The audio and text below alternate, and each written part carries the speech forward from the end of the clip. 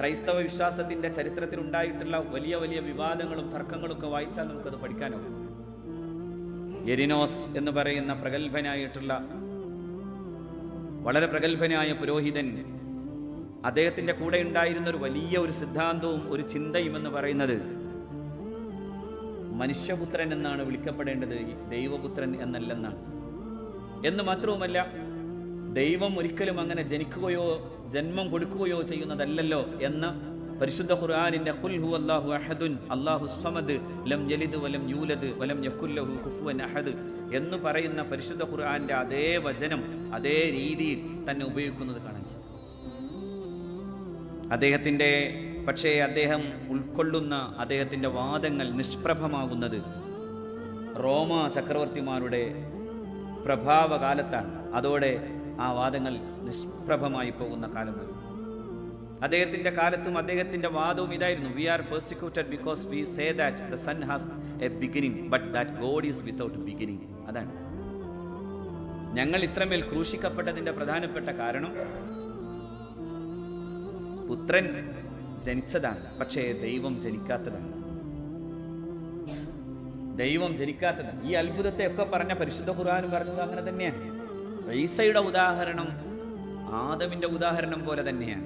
ഇന്ന മസല ഈസാ കമസലി ആദം. ഈസ നബി അലൈഹി സ്വലാത്തു വസ്സലാമിന്റെ ഉദാഹരണം ആദം നബി അലൈഹി സ്വലാമിന്റെ ഉദാഹരണം പോലെയാണ്. എന്തുകൊണ്ടെന്നാൽ ആദമിനെ അള്ളാഹു മണ്ണിൽ നിന്ന് സൃഷ്ടിച്ചു, എന്നാൽ ഇവിടെയോ ഒരു ഉമ്മയിൽ നിന്ന് അള്ളാഹു റബ്ബുൽ ഇസ്സത്ത് സൃഷ്ടിച്ചു.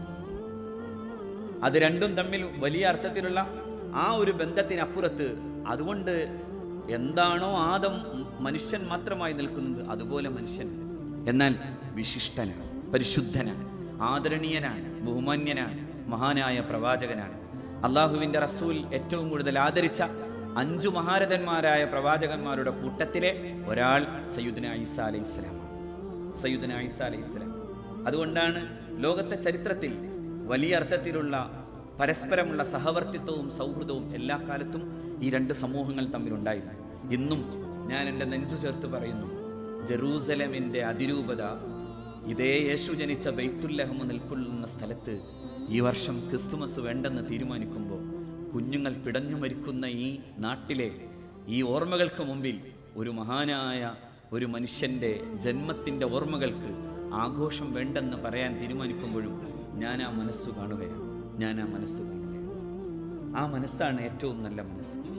കുഞ്ഞുങ്ങൾ പിടഞ്ഞു വീണു മരിച്ചു പോകുന്ന ഒരു നാട്ടിൽ, കുഞ്ഞു രക്തം കൊണ്ട് മാത്രം കഴുകപ്പെടുന്ന ഒരു നാടിൻ്റെ മുമ്പിൽ ഒരു മഹാനായ മനുഷ്യന്റെ പിറവിയുടെ ആഘോഷം വേണ്ടെന്ന് തീരുമാനിക്കുകയാണ് ബൈത്തുല്ലഹമിലെ ക്രൈസ്തവ സഭ. ബൈത്തുല്ലഹേം പ്രവാചകൻ സല്ലല്ലാഹു അലൈഹി വസല്ലമ തങ്ങൾ അവിടുത്തെ പരിശുദ്ധമായ മെഹ്റാജിൽ യാത്ര ചെയ്തു പോകവേ ബൈത്തുല്ലഹമിൽ നബി തിരുമേനി ഇറങ്ങിയിരുന്നു എന്ന് പരിശുദ്ധ ഖുർആന്റെ മുഫസ്സിറുകൾ വിശദീകരിക്കുന്നത് കാണാൻ. അങ്ങനെ അത്രമേൽ ചരിത്ര പ്രാധാന്യവും പരിശുദ്ധവുമായിട്ടുള്ള ബൈത്തുല്ലഹമിൽ ഈ വർഷം ക്രിസ്തുമസ് ആഘോഷിക്കുന്നില്ല എന്ന് വരുന്നിടത്താണ്, മനുഷ്യനാകാൻ കഴിയുന്നിടത്താണ് മതം അതിനെക്കുറിച്ച് പറഞ്ഞ ഒരു ആചാര്യൻ എന്ന നിലയിലാണ് മഹാനായ സയ്യിദുന ഈസാ അലൈഹിസ്സലാം ഓർക്കപ്പെടേണ്ടത്. ഞാൻ എവിടെ പോയാലും മഹാനായ ഈസാ അലൈഹിസ്സലാം പറഞ്ഞത് ഇങ്ങനെയാണ്: ഞാൻ ജനിച്ച ദിവസവും ഞാൻ ഉയർത്തൽ നിൽക്കപ്പെടുന്ന ദിവസവും ഞാൻ നടന്നു പോകുന്നിടങ്ങളിലുമെല്ലാം അള്ളാഹു എനിക്ക് ബറക്കത്ത് ചെയ്തു. ഫജഅലനി മുബാറകൻ ഹൈസുമാ കുന്തു.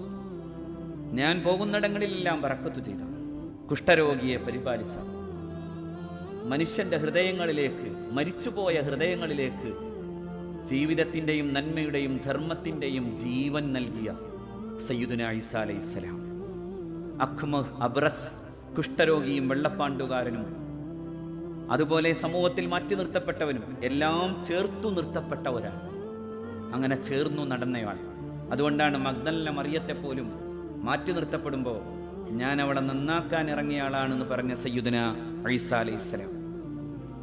കുഷ്ഠരോഗിയുടെ കൂടെ നടന്ന ഈസാ അലൈഹിസ്സലാം, വെള്ളപ്പാണ്ടുകാരൻ്റെ കൂടെ നടന്ന ഈസാ അലൈഹിസ്സലാം. ആ പ്രവാചകനെ കുറിച്ച് ഏറ്റവും മനോഹരമായി പരിശുദ്ധമായി പറഞ്ഞ ഒരു ഗ്രന്ഥം പരിശുദ്ധ ഖുർആനാണ്. ആ പ്രവാചകനെ കുറിച്ച് പറയുമ്പോൾ കണ്ണു നനഞ്ഞു പറഞ്ഞ ഒരു പ്രവാചകൻ മുഹമ്മദ് മുസ്തഫ സല്ലല്ലാഹു അലൈഹി വസല്ലമയാണ്. അല്ലാഹു റബ്ബുൽ ഇസ്സത്ത് കാര്യം മനസ്സിലാക്കാൻ തൗഫീഖ് ചെയ്യട്ടെ.